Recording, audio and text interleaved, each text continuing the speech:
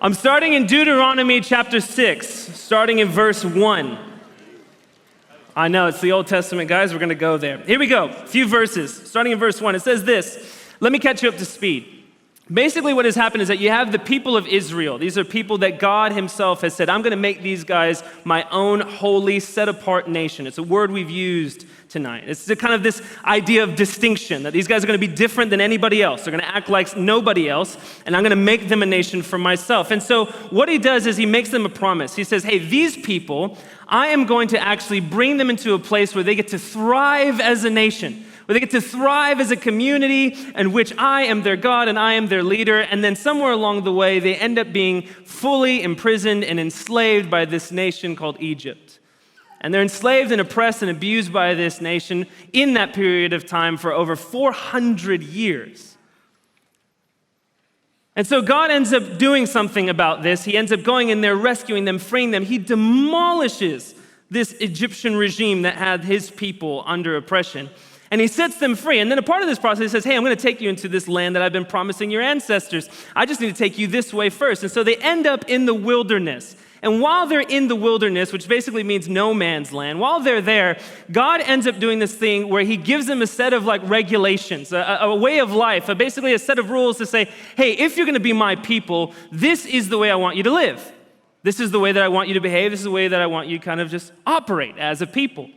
And so when we pick up in this passage, this is just after God has actually used Moses and Aaron, these two guys, these two leaders of these people, to give out all of these rules and regulations and this way of life to the people. And that's where we pick up at this point. God tells Moses and Aaron to tell the people this.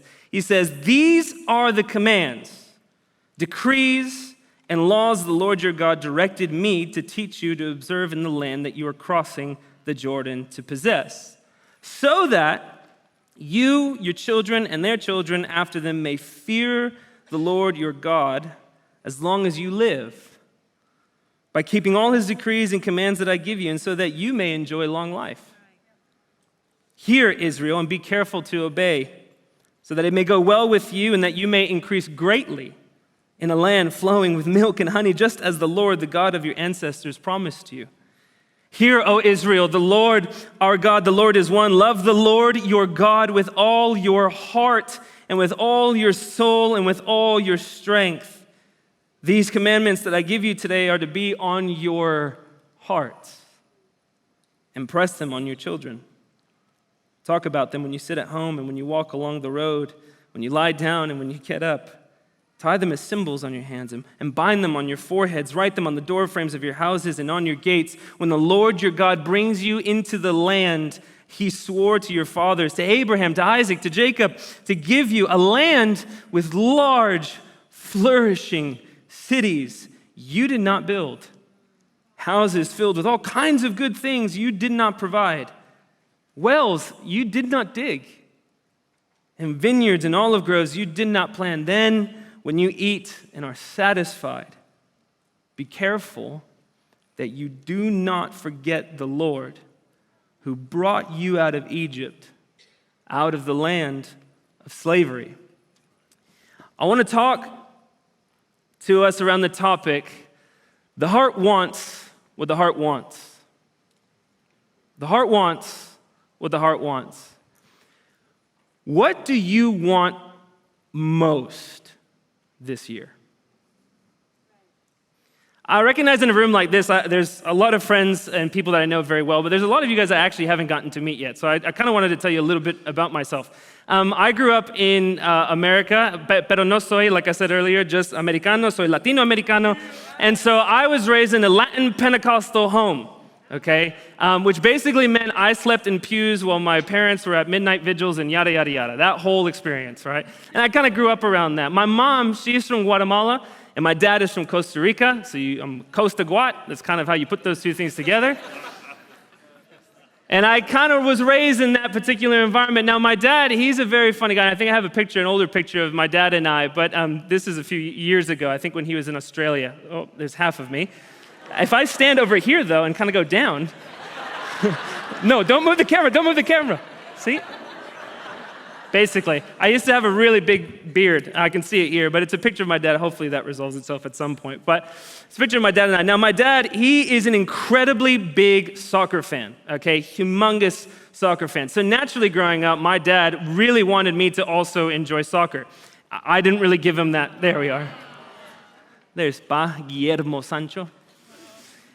And so growing up, my dad really wanted to bond with me over soccer. And so because of that, he actually had me in soccer from the time I was 6 years old all the way until about 16 years old, with him as my coach.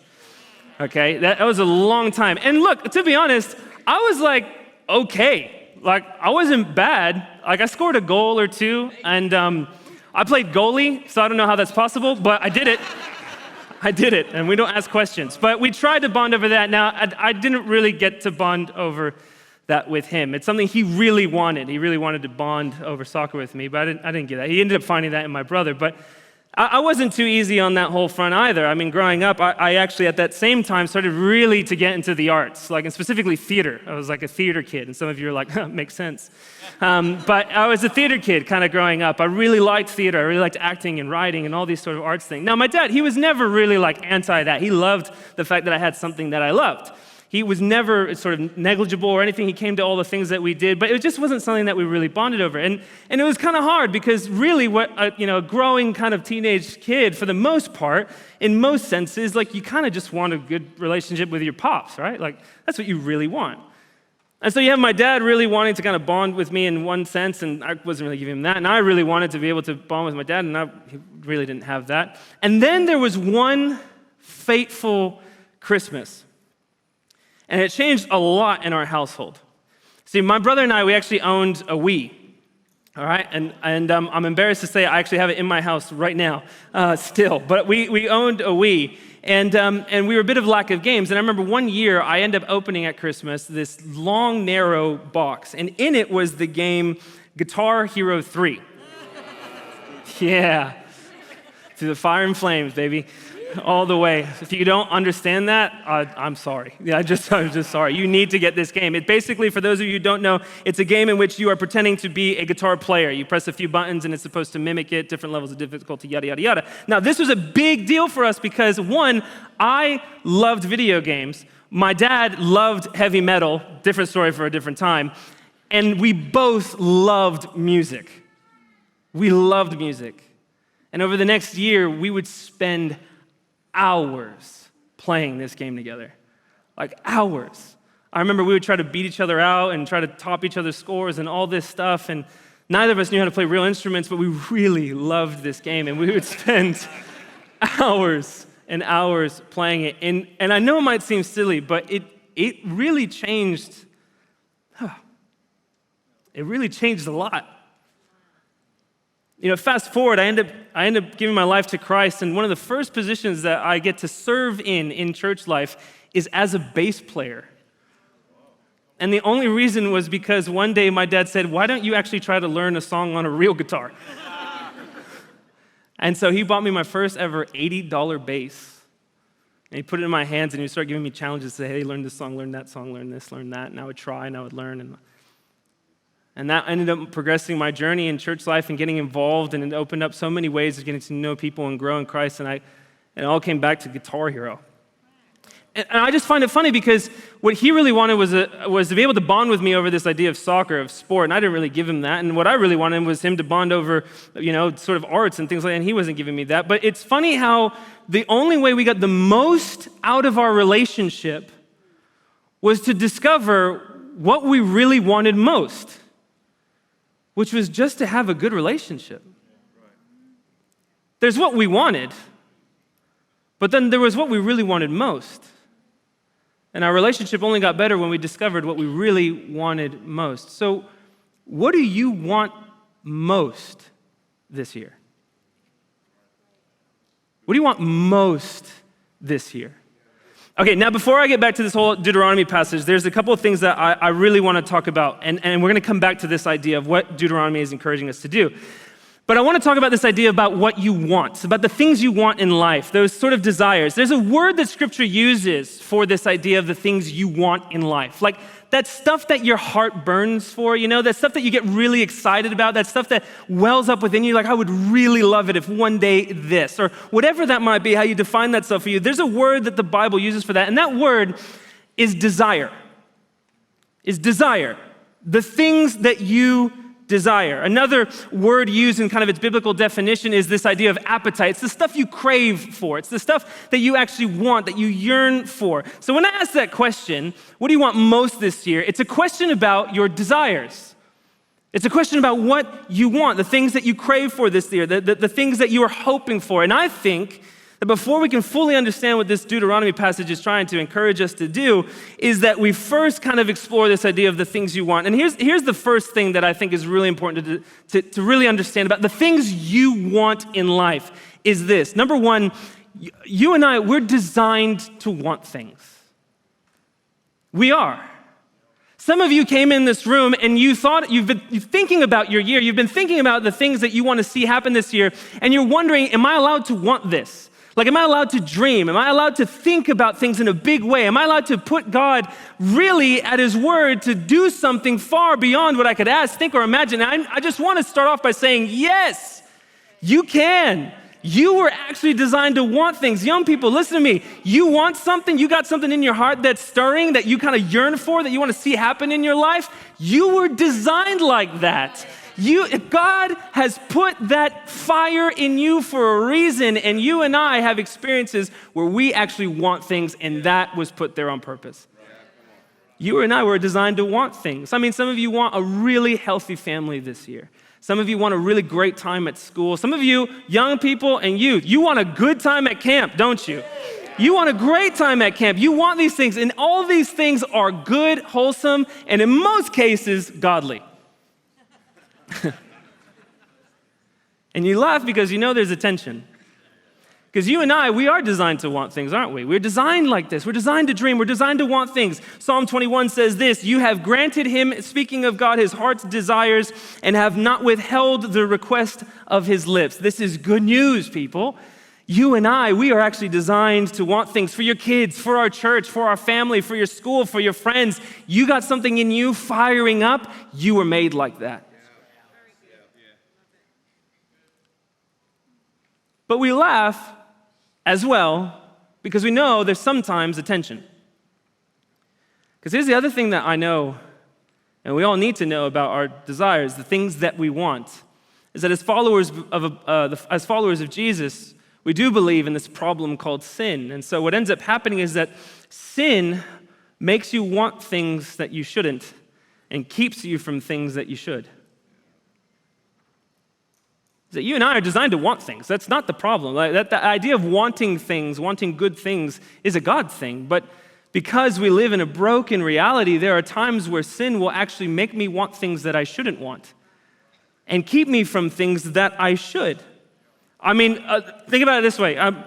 This tension, this idea, right? Like there's things that you want and things that you want most, right? Because so much of life is not determined by what you want, but by what you want most. And so this idea of what you want, I'll prove it right here. How many of you at New Year's, at some point, I'm not saying a time, at some point, wanted to see fireworks? Raise of hands. That you just wanted to see fireworks. You were like, oh, that'd be cool. I'd love to see fireworks. Yeah, great. Keep your hands up if you want. Just keep your hands up for a second, nice and high. Okay, how many of you wanted to stay up till midnight? Look at all the hands that just went down. There's what you want, and then there's what you want most. I mean, the most classic example is physical health, right? I want to be really physically healthy. I want to be a physical specimen, right? Like you want to be really healthy. Here's my problem. I'm not projecting, but I also want to see how far I can go with my Macca's app deals. That's also what I want. There's what I want, and then there's what I want most.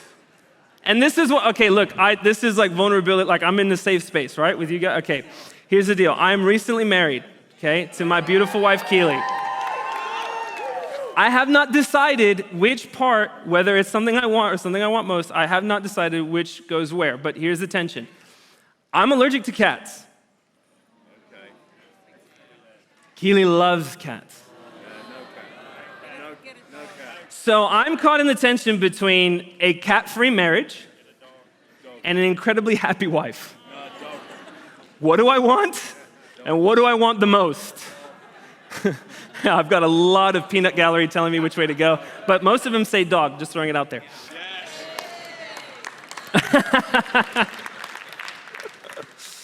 There's what you want, and then there's what you want most. And we all feel this tension. And to be real, it goes beyond just sort of silly things like that, doesn't it? Like, can we be real? There are times where I really want to read more of my Bible. Can I just keep it real? I really want to read more of my Bible. And there are some times where I don't.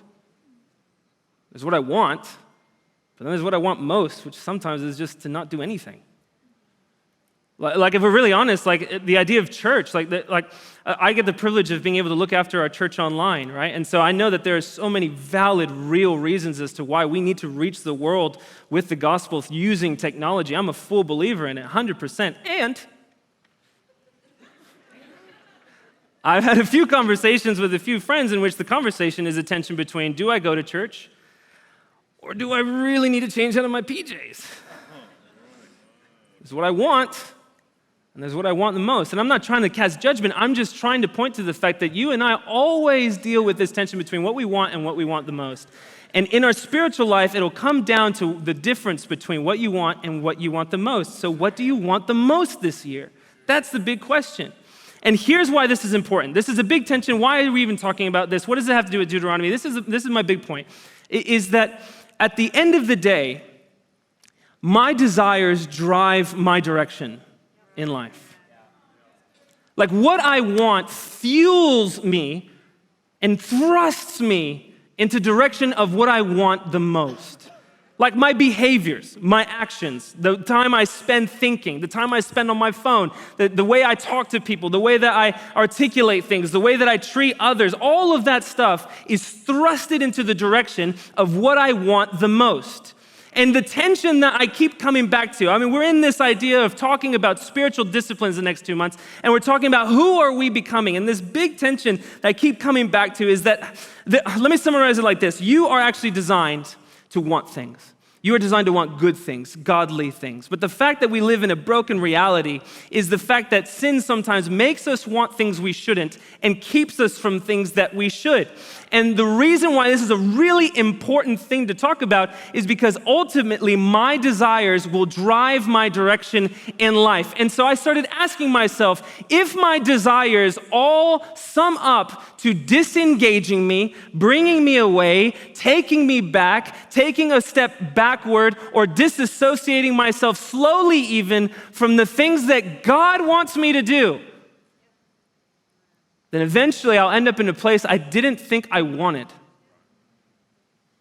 Proverbs says it like this, 11:23, the desire of the righteous ends only in good, but the hope of the wicked only in wrath. And Scripture warns us of this. I mean, 2 Timothy chapter 3, verses 1 says this, but mark this, there will be terrible times in the last days. People will be lovers of themselves, lovers of money, boastful, proud, abusive, disobedient to their parents, ungrateful, unholy, without love, unforgiving, slanderous, without self-control, brutal, not lovers of the good, treacherous, rash, conceited, lovers of pleasure rather than lovers of God. So my Hills family, this is the question that I keep coming back to. This is the question that I keep wrestling with. Like, we're talking about wanting to become more like Jesus, and I'm here to tell you that this is something that I do want. I really do want. And I actually assume the best of this room to say that somewhere in you, you want God's best for your life. You want God to do something in your life that no one else could do, nothing else can do, that there's something in you that wants God. But the question I have to keep asking myself, and I keep coming back to, is God who I really want the most?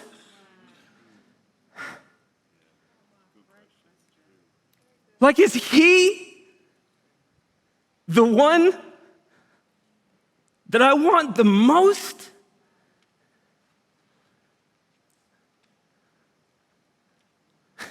Allans, your pastor, chill out. The answer is yes.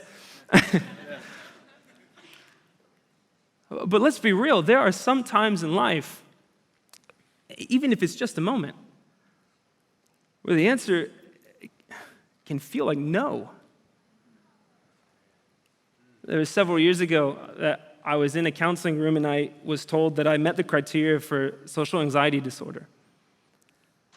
And it rocked me. I didn't realize that, you hear about it, you didn't realize all these different things, and I was told this, and I went through a long journey, and I'll tell that maybe another time, the sort of the full idea of that journey. But there are moments in that journey where if I am really honest,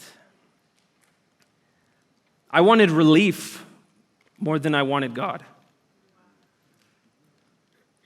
Like I wanted the pain to go away more than I wanted God. Wanting God was too hard. Wanting God took a lot. Wanting to come to church was a lot. And it kind of led me into these really dark places and really kind of rough spots. And you have to think to yourself, is God what I really want the most? I mean, even a little lighter. I mean, for those that are single, I'm 29 years old. It's not a super old, but I thought I was going to get married young. My parents were 26. My parents were 19 when they had me, and so obviously there's a lot of circumstances around that. But I really liked having young parents, so I thought, by the time I'm 26, I'm gonna have 2 kids and be married. Nice. I turned 27, no ring, no girlfriend, no nothing, and I was lonely. Like, I know it's sort of funny, but I was lonely. I thought everything that I had dreamed about, gone. And at that point, I didn't, if I'm honest, I didn't want God. I wanted love. I wanted a family. I wanted good things. But I wanted them more than God. What about you? What happens when you want answers more than you want God? And you want clarity more than you want God? There's a temptation to leave God to get them. What happens when you want justice more than you want God? And all of a sudden you start looking at voices and ideologies and people that are out there somewhere who really think, wow, that sounds like the justice I'm looking for, and then abandon the God of all justice. What happens when we start wanting things more than we want God? Because remember that what you get out of your spiritual life isn't about what you want, it's about what you want most. And so is God who I really want the most this year? See, when you're Israel in the desert and you start wanting manna more than you want God, you'll look to Egypt to give it to you. Very true. Very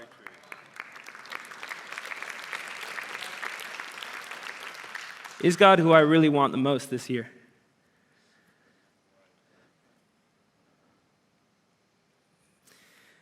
Now, like I said, for a lot of us, the answer is like 2 + 2 = Jesus. The answer is yes. Right? Like we want God. We want God. And I think for a lot of us, we would say we actually do want God the most. We want to experience God the most. We actually desire that. We genuinely desire that. But we have this issue where there are some times where we don't. We actually don't want God the most. We want God, but sometimes we don't want God the most. Remember those decision-making places, right? Like we find ourselves in those tensions. And so when we have to think about, okay, well, what do I have to do to kind of keep my wants in order? Right? Like that's the big question, isn't it then? Like if the whole thing comes down to what I want the most, then how do I make sure that I keep wanting God the most? Right? How do I make sure that I keep my heart in the right direction? How do I make sure that what I want stays God? Because this is really the thing that we keep going in and out of, isn't it? It's this idea of, I want God, and then sometimes I want Him the most, and then sometimes I don't want Him the most, and it can feel like a cycle. It can feel like something we need to get out of. So how do I keep my heart pointed in the right direction? If this thing comes down to what I want the most, how do I keep wanting God? It's a really good question. Thanks for asking. See, now this is what I've really been wanting to get to this whole time. See, the Israelites, they're in an interesting position. They've got the same issue. They want to follow God, and sometimes they just want to follow God. And sometimes they do it well. Sometimes they show up, they do what they're told, but most often they don't.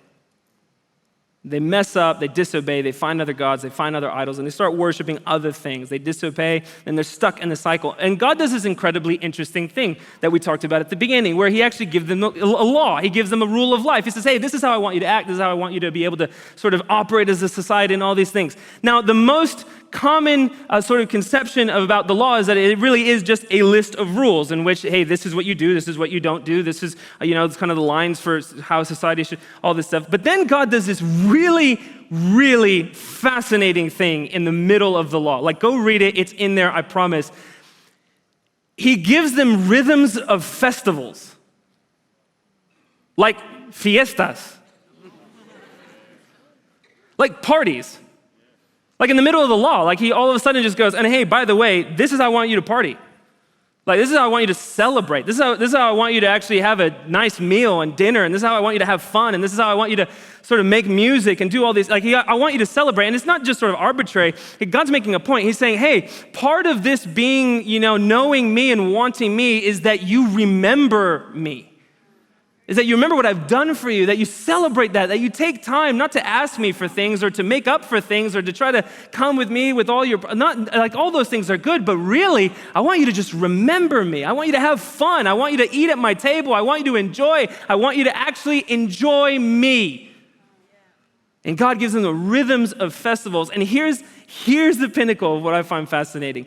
Jesus quotes that passage. And he summarizes it in one sentence. It's when he's actually being tempted by the devil in the wilderness, and Satan actually asks Jesus to worship him. And Jesus responds, "It is written, worship the Lord your God and serve him only." God in the Old Testament gives them a rhythm of festivals. He says, hey, this is how I want you to celebrate. This is how I want you to remember me. This is how I want you to do this thing. And Jesus summarizes by using this word called worship. Worship. How do you keep your heart in order? Worship. How do you keep your heart in the right direction? Worship. Let me say it like this. The discipline of worship puts God in his proper place, in his rightful place, and points your heart in the right direction. The discipline of worship. Some of us, we haven't thought about worship as a discipline. We've thought about worship as an expression, as something that we do in reaction to how I'm feeling. But you and I, we have the opportunity to actually think this year about worshiping as a discipline, as something we choose to do even when we don't feel like it, to ascribe to God his rightful due, to put him in his proper place, to actually worship God with our heart and our soul and our mind and our strength. Jesus says himself, it is written, worship the Lord your God. See, God wasn't just looking for an expression. He was looking for a commitment, and he was looking for the direction of our hearts. You and I, we want to get our wants in order. We want to get our desires in order. We want to want God the most. If this thing comes down to what I want the most, and we want to make sure that what I want the most is God, then you and I, we need to accept this invitation to worship, to give it all, to express the adoration and love that we have for the one who has loved us. That is the discipline. And there's so much time that we could spend trying to define worship. But I think there's two ingredients, two really big ingredients to worship that I hope can help you. And so if you're writing this down, I really believe these two ingredients, if we practice these things, it'll set our hearts in the right direction. The first thing is this, is awareness. You may not think that, but worship begins with an awareness. This idea of placing God. Like imagine like you're in school or something and you start walking in and imagine the difference between just walking in school like a normal day and walking in school God, and going, okay, God, you're here. You're here. You're with me. You're in this place. You reign in and through everything I could possibly go through right now in this school and in my friends and anything that might come to me. You're here. I'm becoming aware of God. In your next business meeting, wherever you might be, you're thinking, okay, all of a sudden this meeting's going a little sideways, not the way that I thought it was going to go. And okay, God, you're here. You're present. You want the best in this place. I'm going to trust you that you are actually present. It begins with an awareness. And maybe it's this idea of your own personal relationships. Maybe it's your marriage where it's things getting a little tense, things are getting a little tough, and all of a sudden you just have to stop. You have to walk in and become aware of God. Say, God, you're here. You're in my marriage. You're in my relationship. You are here. Placing God. Now, mind you, awareness is not the practice of putting God somewhere, but realizing where he already is. That's the difference. So it's awareness. But the second half is adoration. Just this idea of honoring God. about ascribing to God what is rightfully due to him. I think Ava is her name, the one that was singing here and introduced the song. Ava, you did a brilliant job at already describing this. Yeah, big whoop whoop, honestly, because it was fantastic of this idea of ascribing to God his rightful due without trying to get anything in return. It's just acknowledging who God already is. So what does that look like? Back to your school. So you're in school and you start with awareness. You go, God, you're here. You're with me. You're in this place. And so now I'm going to ascribe to God his rightful due. And you reign in my life. You are good and you are kind and you will help me be kind to the people around me, to my teachers, to my fellow students.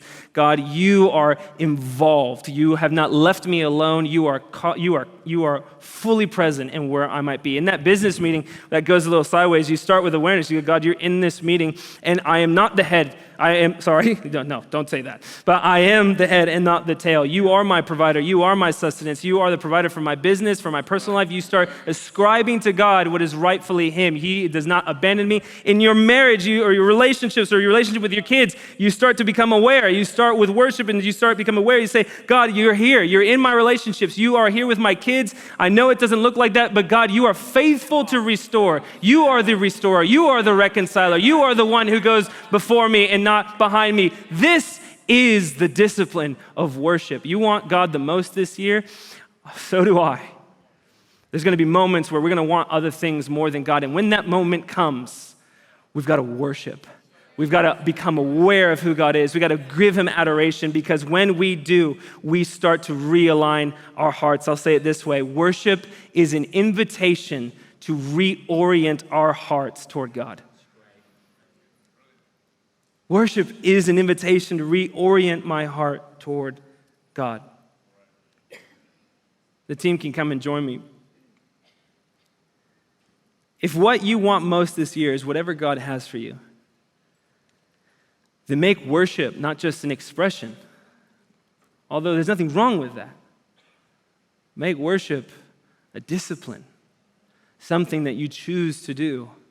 Because if I can be so bold to say, choosing God, even when you want to choose something else, is still an act of worship. You're not being disingenuous. You're not being fake. You're not being any of that. What you're choosing to do is to ascribe God what is rightfully his beyond what I might feel or be experiencing in a moment. If what you want most this year is whatever God has for you, then make worship a discipline, placing him first in what you say, in what you do, in how you think, and how you behave, not just when you want to, but even when you may not want to. And he will keep your heart in order. The psalmist says, Lord, search my heart. Restore to me the joy of your salvation. Be eager to worship. Be quick to praise. Be fast to speak of how good and great our God is. You want to get your heart in order, then become disciplined in worship. And as we close,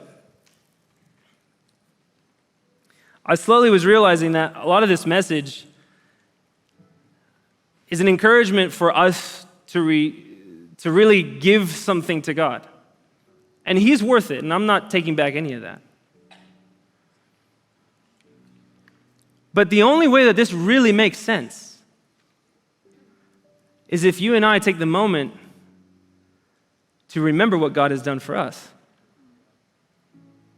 Like this idea of adoration and awareness and putting this much thought and putting this much effort, like it can seem like, wow, this is a lot of thinking for something like worship. But the reality is that when you realize how much God has done for us, there is no other response but to worship. See, that moment when I was told I met criteria for social anxiety disorder, I didn't know what to do. I didn't know what to do. And I had really great people, they're in this room, who really helped me. And there's a lot of things that a lot of people can do to help in situations like that when your heart's a little bit out of order and it's a little bit disoriented and all those sort of things are happening inside of you. There's a lot of things that you could do, a lot of things that are really helpful. Professional counseling, 100%. Pastoral help, 100%. Good friends, 100%. But there was something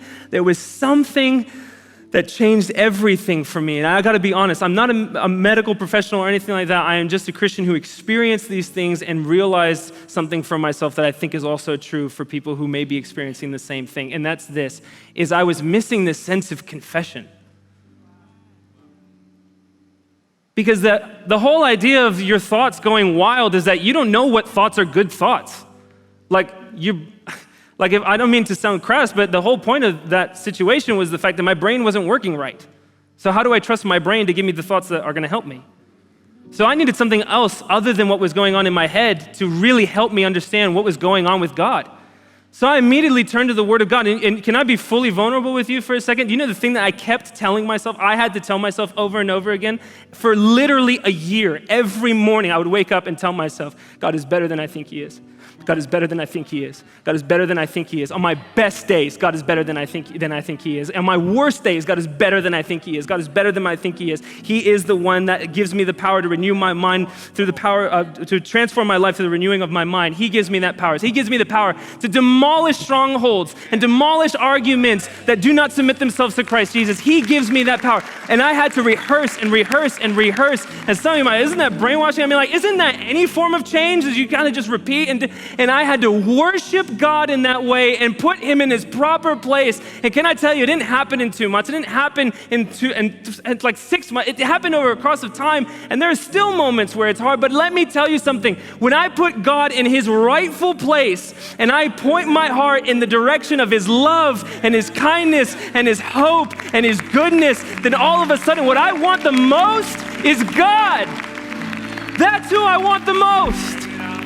So I got to discipline my worship. I got to make sure that I keep getting back in there. I got to give it all. I got to give it all. I got to give it all, not just because God demands it from me, but because it's the only way I can respond to a God that good, to a God that helps me and heals me. Hillsong Church, if I can be so bold as to prophesy, Hillsong Church is a worshiping church. It was, it is, and it will be.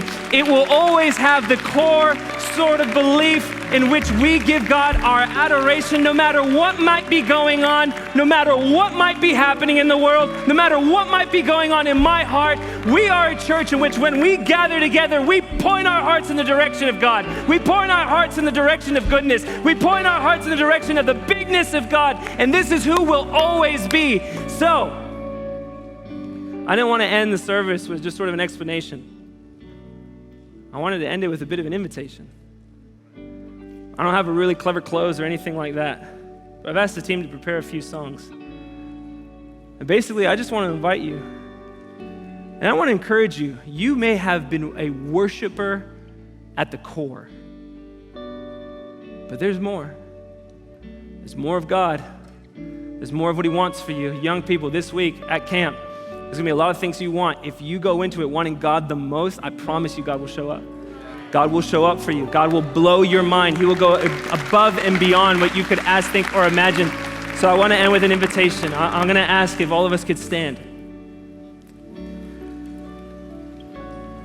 And we'll start just by closing our eyes, and we'll see kind of where this takes us. But I just want to end with an invitation. Maybe you're part of a group who genuinely, you actually could say that what you want the most is God.